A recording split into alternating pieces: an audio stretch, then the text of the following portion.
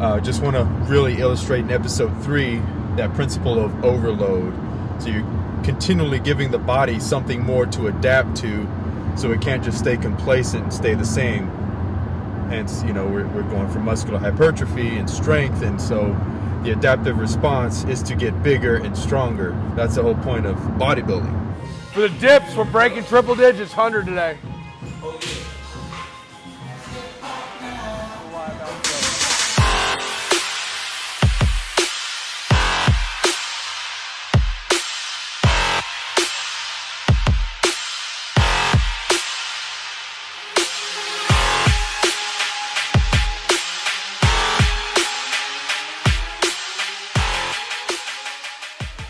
Today, it's obvious we increase the intensity on things, and we can see with the amount of weight he's using. That first week, barely did 235. Now third week, we're gonna be up to 255. So this is where it's at. You wanna get bigger, you're gonna have to get stronger. Doesn't matter how many followers on Instagram you have, how many people listen to your Snapchat. You need to concentrate, drop your IQ to caveman level, and just dominate this pig iron. Sometimes we even extended some things. So for instance, we did the reverse curls with a fat bar. It wasn't quite as heavy, but he did 15 sets of 4 with a 10-second break. That's brutal on that exercise. On the dips, after we went the heaviest we've gone so far, 100 pounds, he's already pretty fried. We did the last set was a rest pause with a body weight, meaning he goes as many reps as possible, fail, rest 15 seconds, repeat that, rest 15 seconds. So basically 3 mini sets doing as many reps as possible. We did that in addition, so there's more intensity, more volume in a lot of things. It's just the whole thing is the principle of overload. So principle of overload, what is that?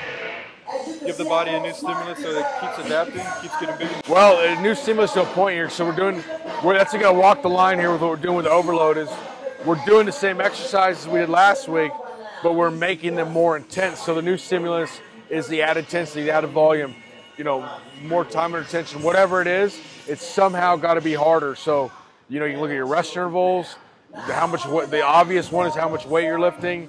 If you do, 20 sets last week, it took, an hour. This week you got 23 sets, you overloaded. So it has to be, you have to increase one or more variables to make it more intense.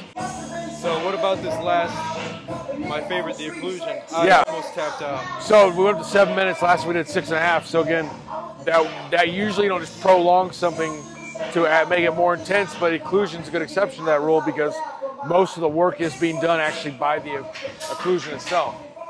So we're not gonna really go beyond 7 minutes. We don't want to have to end up amputating the limb unless this video doesn't do very well and we need to really get some more viewership. We will look at possibly amputating the limb. We've talked to some doctors. So maybe you can shed to light, what was it that almost made me tap out? I could not get a grip on my mind.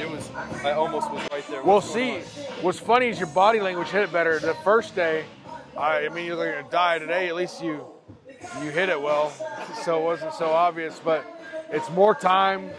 You're more fatigued. You did more on everything, so you came to a point at a rougher point, Yeah. Something that's kind of a big concern to people that want to socialize and go out.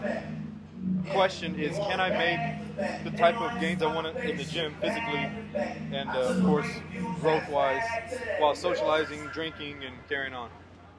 Well, I'd say first off, if you have to take drinks to socialize with people, you may need to go to some of those cotillion schools and learn manners and learn how to actually act. But good point. Okay, so there's a number of it adversely affects protein synthesis, so you're basically breaking down more than you're building up, to put it simply, okay? It adversely affects every muscle building hormone that can help you. And this is not just one, could this include just one drink? Well, that's where the debate goes. I think most people that can't carry a conversation without drinking are probably having more than one drink. You know what I mean? So I don't know where the moderation point would cut off, but so let's put it this way: the bro science answer is most jack people I've trained are total teetotalers. They don't touch the stuff. So I'm not saying I'm not saying anything makes you a bad person. I'm just saying if you want to maximize gains. I mean, think of it, even affects your sleep cycles. So 8 hours of drunken sleep is not to say it's 8 hours of you know, sleep in a sober state. This is episode 3. I hope you enjoyed it. But next is episode 4. We're going to kick it up a notch, take it to the next level. See you next time.